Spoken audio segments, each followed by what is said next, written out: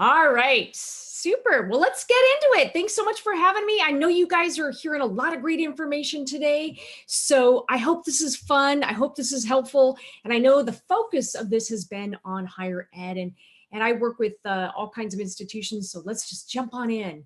I want to talk about the human side of digital transformation, and that is an innovation mindset and improvisation. And you might think to yourself, well, what do the two have to do with each other? Let's talk about that. Let's dive on in. So my company really focuses on people. It's very simple.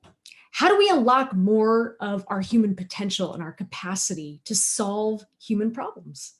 That's really what it is. And if you think about any organization out there, whether it's higher ed, whether it's in business, whatever it is, how much of our human potential are we using? How much of our creative potential are we using to solve very human problems? And that's really the focus, because in my experience, most digital transformation programs fail, not because of technology. They fail because we don't have the right mindset. So what does that mean? Well, maybe you're familiar with Agile. So there's a couple ways to look at Agile. Some of you might be familiar with Agile as in software development Agile. But I look at Agile as in just lowercase a, being adaptable. And that is, if you are doing Agile development, and sometimes at your universities, you have programmers that are working on Agile development. And it's this idea of rapid prototyping. What do you need? How do we create something very simple, put it back to the customer and say, does this work? Does this give you what you need? And then we iterate on it until we get it right, until we hone it and get it better. And so what we're talking about here is innovation as an Agile innovation mindset. So what do we need today to make digital transformation work? Well, it's the human element. We just need a culture of learning. We need a culture of learning and a culture of constraints. And that is a culture of improv. That is improv culture. So you might hear these things bandied about. They're really important. What if? What if we did this? What if we considered that? How might we? Yes, and. Yes, and is the cornerstone of improv. It's how we build scenes. And improv is all about real-time agile development. If you've ever watched a show, an improv show, how do we as improvisers come together in real time and create something magical that we'll never do again? It will never be the same thing twice. And how do we make that happen in such a beautiful way? It's because we say yes and to each other.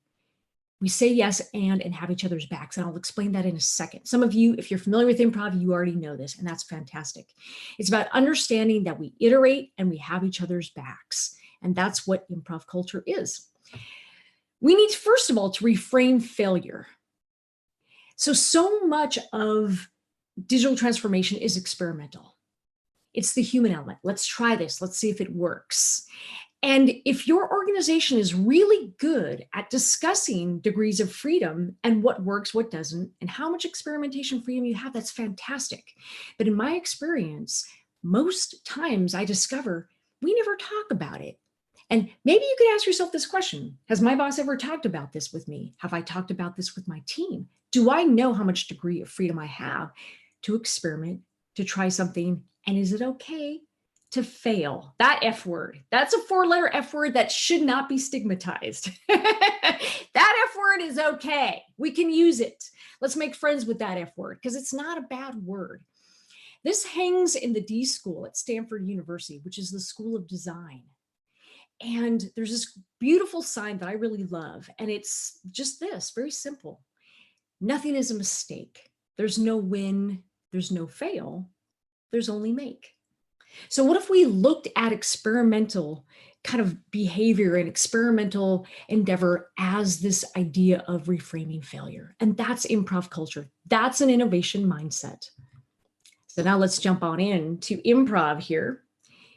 All right. So you might have heard of Project Aristotle. Project Aristotle is a study that was done by Google. Google did probably one of the most comprehensive studies of high-performing teams out there in the industry. And you can Google it because it was done by Google. But it's about this concept of psychological safety. And it's this: what do high-performing teams have in common? And what does digital transformation and successful teams doing digital transformation, what do they have in common? The concept of psychological safety. And Google looked at 180 teams over 2 years, and they said, what are the traits of consistently high-performing teams? What makes them so darn good at what they do? And they found 5 traits. And among them, one of the top of the 5 was this concept of psychological safety. It means if I make a mistake and I admit it, will there be repercussions? Is it safe to fail? Is it safe to speak up? That is the key to high-performing teams. And that is the differentiation factor to things going well. Not technology. It was the human element of psychological safety. Is it safe to try that? So many years ago, I worked for a high-flying Silicon Valley Wall Street darling that at the time had just closed in on a $1 billion valuation. Now, you have to understand this was over 20 years ago. So at the time, a $1 billion valuation for Silicon Valley was pretty amazing. And it was a 3D darling. It produced a lot of technology that a lot of the studios used in 3D. In fact, Lucas Ranch and George Lucas was one of my first clients because they produced all their movies on our 3D rendering technology. Well, what ended up happening is more and more of that technology was moving from workstations to PCs. So it was getting cheaper and faster and less expensive. And that meant customers had a choice. They had a choice with cheaper systems to do just as good a job. So we were losing business at very expensive average selling price workstations. So one day, the then COO called everybody into the headquarters in Mountain View, California. Everybody gathered into the cafeteria like sardines. There was probably about 1,500 or so of us on campus and about 4,000 employees worldwide. So those of us on campus, we squeezed into the cafeteria like sardines. And we were like, okay, we haven't been doing great. We've been losing business. We were a Wall Street darling. This COO is going to rally us. He's going to get us together. He's going to give us that inspiration. And we can't wait to hear this speech about how to be better. And he said, there are elephants and there are penguins. And elephants are tribal animals. When one of them gets sick, they rally around that sick member of their tribe. And they don't continue their journey until that one sick elephant is nursed back to health. Then they continue their journey. And interestingly enough, when one of them passes, they will go out of their way every year to pay homage, to go visit the place where that member of the tribe died. They're tribal. They look out for one another. And then he said, there's penguins. And penguins live in the harshest environments of Antarctica. It's a very harsh world in which they live. So when a member of their tribe gets sick and pulls resources from the group, often they will abandon that penguin. Sometimes, in the worst conditions, they'll peck that penguin to death. Sounds pretty awful. It is. And then he said, and ladies and gentlemen, I know you're wanting to hear this. We are, and I turned to my friend who was sandwiched next to me in that cafeteria. And I said, wait for it, wait for it. And he was drinking his coffee at that time. And I said, wait for it. This is the inspiration we need. And the COO said, ladies and gentlemen, we are penguins. And my friend next to me did a spit take of his coffee and it went all over me, and which was the second shittiest thing to happen to me in that moment. Because what we needed was psychological safety to say, we're going to be in this together and I have your back. But that's not what we got. What we got was a penguin culture. Now, I know some of you are thinking, I know a lot of penguins. I'm not a penguin, I'm an elephant, but I know a lot of penguins. You probably do. In fact, if we're honest with ourselves, look, we're all penguins once in a while. I'm a penguin sometimes. Maybe you're a penguin or you know some penguins, and it's okay. But here's the thing. When we have too many penguins in the culture, it takes away from the good of the group. We stop looking out for each other. And in that moment, the message that got sent to employees was, you're expendable. It doesn't matter. We will just march over your body. We can throw you away. You don't matter. And here's the lesson. is that psychological safety was compromised and it never came back. That company, Silicon Graphics, which was once almost a $2 billion valuation company, was eventually sold for $25 million to Rackspace. That company never regained its innovation foothold. Why? Because it was the erosion of culture. So how important is this measure of psychological safety? It's everything. So one of the lessons from today that I really want to impart with you is if you really want to transform your organization and an innovation mindset, you need psychological safety. You need to call what I call, you need to create a culture of elephants more than penguins. And improv is that culture. We are that culture because we're constantly having each other's backs. When somebody has an idea on the improv stage, we say yes and we just go with it. All of a sudden, two people show up on a scene. One person is going to be a werewolf. One person thinks they're a mom. All of a sudden, you're a werewolf mom. You yes and whatever offer is made, and you go with it. You don't argue over it. You integrate both sides to move forward. And that's very much an improv mentality. So here's the questions that Google asks, and I think they're really important. The two conditions for psychological safety, well, how do you know? One, is it safe to experiment and make mistakes in your organization? Ask yourself that. Is it safe? Can you do that? And be honest about it. And that's okay. Just take that in. And secondly, which I think is really important, it's not just an organizational construct, an organizational imperative. Do you personally make it safe for others to experiment and make mistakes? We have a team obligation because the more that we make it safe to experiment, to try new things, that's the language of innovation. That's an innovation mindset. And that's the psychological safety that's going to move us forward in any innovation endeavor that we undertake. Do you make it safe at this organizational level? And do you personally make it safe for others? Well, that's improv culture. Yes, and is about collaboration. It's a collaborative mentality that says, look, we're better together and I got your back. So if you've done improv, you know, but it's how we bring things together. And one of the things I can't impress enough is that innovation mindset is very much about a yes and mentality at the top of the organization. It's a yes and mentality that permeates every part of your teams. From trying anything in social media to trying new ways of thinking about innovation internally in products, to your customers who are maybe students and the families coming to you and saying, we need this. Have you thought about that? And finding a way to say yes to them. It's about customer experience. So here's the three tenets of yes and of improv. The first is listen, and that's really being present. It's very hard to do. And we're in challenging times today. I don't need to tell you that. And we're all kind of worried. So it's very hard to really be present. But I think even take out what's happening today, we're always under stress. We're always being deluged with everything that's going on. So the hardest thing to do is to listen. And it's really important to listen. You've got to find a way to be present and listen. Secondly, say yes with no judgment. You're not judging the idea. Just say yes. You accept the reality that you have. And number three, you forward. And that is the and. Because too often today we're yes butting. We are yes butting. So let me explain how what this looks like when we talk about yes and as a way to expand an innovation mindset. Let's take a look at what this is. So we have our two axes, because yes, I'm a nerd. I'm going to give you a chart. I'm an improviser and a nerd. So we've got, our y-axis, which is, accepting, which is yes.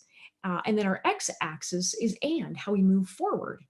And too often, most of us are in that upper left quadrant. We are in that yes, but mode. We are saying yes, but, and you do it. So you probably at home might be laughing, and it's cool. And I applaud that because you're honest with yourself. How many times have you yes, butted people? Right? Now, when people yes, but that won't work. Yes, but we don't do it that way. Yes, but, we tried that and, 10 years ago and it didn't work. You've probably yes, butted other people. right? And you have yourself have been yes butted. How annoying is it when you yes but, right? When you've been yes butted, it shuts you down. You stop trying. So remember that. You've probably yes butted other people. And that shuts down innovation. That's an innovation killer, what we call a deny. If you go under that, that's a no. We're not yesing and we're not anding. We're just nope. We're just constantly blocking. We call that blocking ideas.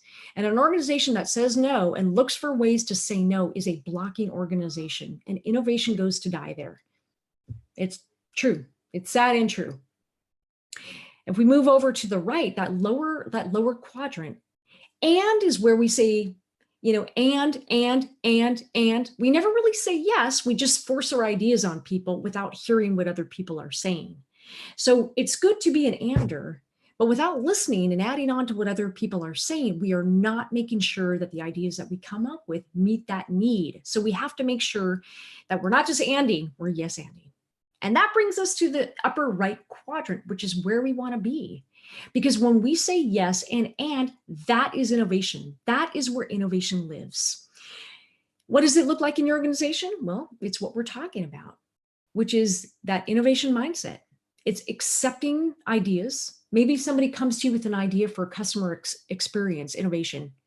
Hear them out. Say yes, accept the idea, build on it, and find a way to move that idea forward. So let's do a really quick exercise to show you what this looks like. Now, normally I would be doing this with a team and multiple people. So I'm doing it by myself, which is a little weird, but you should yes and yourself. Before you can yes and other people, make sure you yes and your own ideas.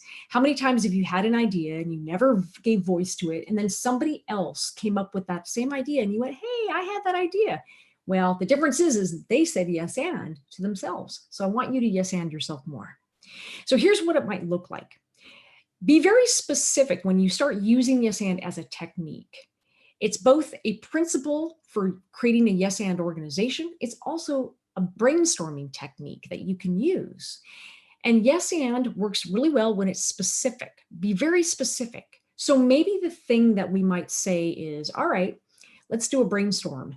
How do we get people in our organization excited about digital transformation? How do we get people on board? That's a very specific thing, which is good. Let's make it specific. Now, a yes, but might look like this. I'd like to have a day where we get everyone together and we get them excited. We don't have to lecture them, but let's get them excited about the potential of what it could do. Another person would say, well, yes, but, everyone's busy. They don't have time to get together and do this. Well, yes, but it's really important. Yes, but they've got a lot of other things to do. And yes, but gets us in this trap back and forth, this ping pong where the idea dies. It never goes anywhere. And you know exactly what I'm talking about because it's been done to you a million times. And you've probably done it to somebody else too. And that's okay. Shh, we won't tell anybody because we're human and we all do that. Now, here's the difference. Let's focus on a way to get everybody excited about digital transformation, and let's focus on yes and. Yes and let's get everyone together for a day of brainstorming. Yes and let's make it an event where we invite our clients to participate too. Yes and let's have our own clients share just 15-minute TED style talks, little short talks about one or two things they did that worked for them and record it. Oh, yes, and let's share it. Let's compile it into a book that we can share with everybody about here's some tips that worked. Yes, and you can see how that saying yes and adding on creates this upward spiral of momentum, an idea momentum. You're exploring. And that brings me to a really important point. The biggest fear that we have as humans is if I say yes to you, that I'm making a commitment. We have to do that idea. That's not what yes and is. And that's why people are afraid of it. And I'm here to tell you, have no fear. You don't have to fear yes and. Yes and is not commitment. Yes and is simply exploration. Let's take the idea out for a few drinks. Let's show it a good time. Let's respect it. And maybe we call it in the morning. Maybe we don't.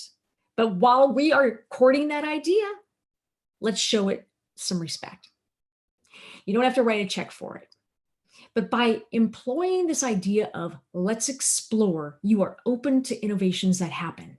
And how many times has somebody else in an organization had an idea that you shut down for customer experience? And who owns customer experience? We all do. How many times is maybe a customer, which could be, a family or people who are considering applying maybe to the school, have come to you and had an idea and you're not set up to even do it, to entertain it? No, your default is no. Let me show you this. When we say yes and, there's a revenue multiplier. MIT studied over 1,100 companies, and they studied 1,100 companies over a period of 5 or 6 years. And what they found is that the companies that had the greatest revenue multiplier, those companies said yes to customers and they said yes to employees. I'm going to say it again. They gave pretty good latitude to explore and experiment to their employees, and they allowed their employees to find ways to say yes and to ideas that were given to them by customers. Imagine if customers came to you and said, you know what we really need is X, but you shut that down and you didn't do anything with it. But if you said yes and, let's find a way to take the best of those ideas, you can't do all those ideas, and that's okay.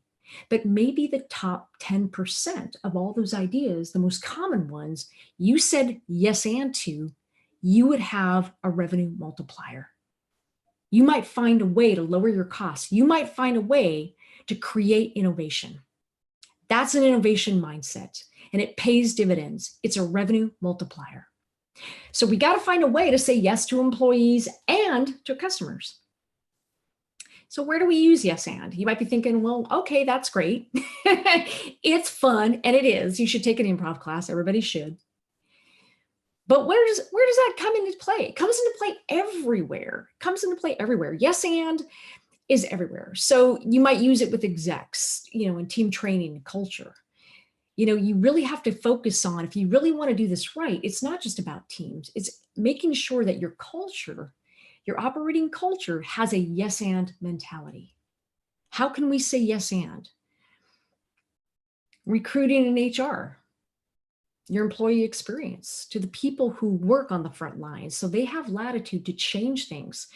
We often say customer experience is the number one determining factor for brands today, because the future is going to be in the customer experience, but we can't get there without enabling employees on the front line. If we don't enable employees to say yes, we can't get to a better customer experience.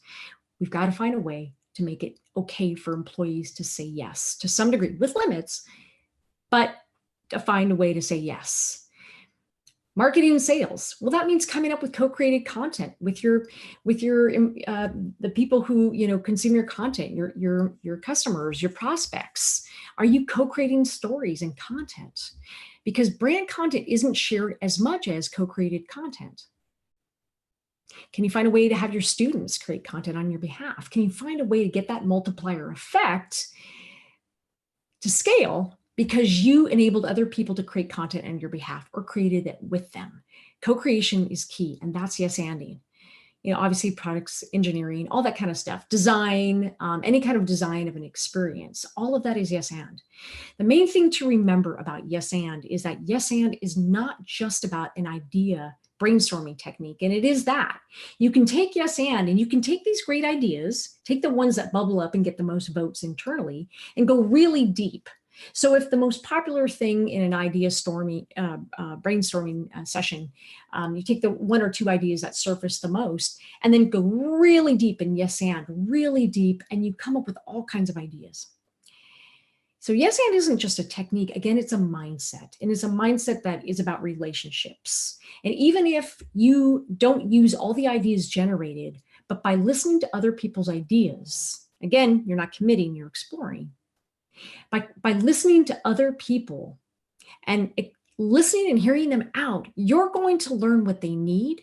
And even if you say, I'm sorry, Bob, we can't use all 5 of those ideas, but the top 2 are viable and we're going to move those forward. Now you've built a squad.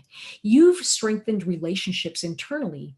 So the next time you have an initiative that you need to move forward, you have built a group of people who yes and each other internally. You've built and strengthened that tribe. And that's a yes and mindset that moves everybody forward. It moves relationships forward, people forward, and ideas. That's an innovation mindset. All right. So kind of the final thing as I look at it, and there's so many things I could share with you, but I know you're overwhelmed. So we'll keep this kind of tight here. I developed this 5-question yes test. And it's a 5-question yes test that I see a lot when I'm working with brands and teams. And sometimes they're academic teams. It's an academia.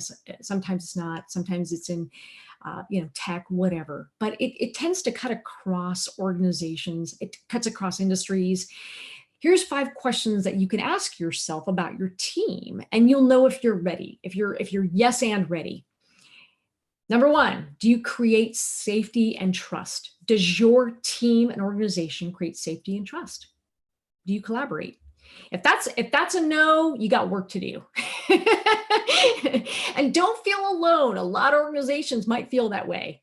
The biggest thing I see is that management says, yeah, everybody loves each other. They're trusted. And you talk to the team and the team's like, no, that's not true. Sometimes we have a disconnect. Number 2, does your organization yes and employees? Can somebody present an idea, have it go somewhere up the food chain and not just die, but actually get considered to put resources behind it if it's a good idea? Can an employee take some of their bandwidth and work on an idea, just like Google does or 3M does or a 10% rule, whatever that is? Do you yes and employees? Do you yes and customers? If customers come to you and say, we're interested in X, do you find a way to say no to them? If you do, that's a problem. How many ideas are you missing out on because your organization isn't set up to say yes and? Number 4, do people know how much freedom they have? Most organizations don't even talk about this. They don't, and it's really sad. If you ask most employees, in my experience, people will say to them, hey, we need you to cut costs. We need you to toe the bottom line. We need you to do this, this, this. Oh, and by the way, go innovate. And teams are like, what? What does that mean? So sometimes teams get mixed messages because when we say go innovate, here's the thing. You might not know what that means. What does that mean in a very pragmatic sense? How much degree of freedom? Does it mean I can go experiment on social media and just try a bunch of tweets without getting approval? If that's the case, let your team know. We don't talk about it, and most team members don't know what you mean, management, by innovation. Make that a concrete conversation that's measurable. It's really important. And then finally, number 5, is there social proof and transparency? Stories. What are the stories? If there's no social proof that you are a yes and organization, just saying, hey, we're all about innovation, your employees are like, nope. If you're like shoving them out into the plank over water, on a pirate ship, and like, hey, we got your back. We're going to shove you in.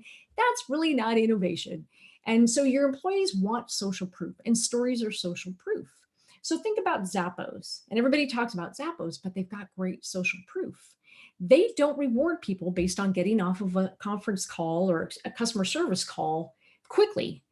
Quite the opposite. They reward people based on happy customers. And that means an 8-hour customer call, which they had, and only to be bested internally by a 10-hour customer service call. Non-contiguous, there were some breaks. There were some breaks in there, but the social proof is there. They care about that. So the social proof is there. Those are the 5 things that I think we should look for. I'll leave you with this. And I know I'm throwing a lot at you, and I just love participating in this with you today. I think it's so important for yourself, not just for your organization, but for you personally. I think a yes and mindset is everybody's job. It's everybody's job. It's your job. It's your career success. So what are you willing to change? What are you willing to do differently to embrace more of a yes and? And how can you show up in your own life, your own career, for your team? There's a little bit about me, how you can reach out. stay connected with me. There's my book. I would love to talk to you if you've got questions, and I'll happily take some questions.